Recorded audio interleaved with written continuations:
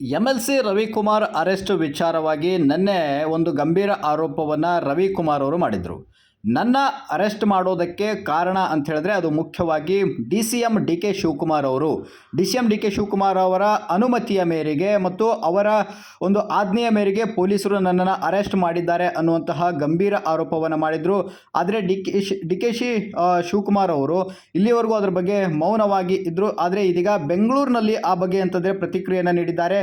MLC Ravikumar ಅವರು arrest ಆಗಿರೋದು ಮಾತ್ರ ಅಲ್ಲ, ರಾಜ್ಯದಲ್ಲಿ ಯಾವುದೇ ಘಟನೆ ನಡೆದರೂ ಕೂಡ ಅದಕ್ಕೆ ನೇರವಾಗಿ DK ಶಿವಕುಮಾರ್ ಹೊಣೆಯಾಗಿರ್ತಾರೆ ಅನ್ನುವಂತಹ ಮಾತನ್ನು ಹೇಳೋ ಮೂಲಕವಾಗಿ ವಿರೋಧ ಪಕ್ಷ ಹಾಗೂ DK ಶಿವಕುಮಾರ್ ಅವರ ವಿರೋಧಿಗಳಿಗೆ ಇವರು ನೇರವಾಗಿ DK ಶಿವಕುಮಾರ್ ಅವರು ಏನು ಮಾತಾಡಿದ್ದಾರೆ ಬನ್ನಿ ನೋಡ್ಕೊಂಬರೋಣ.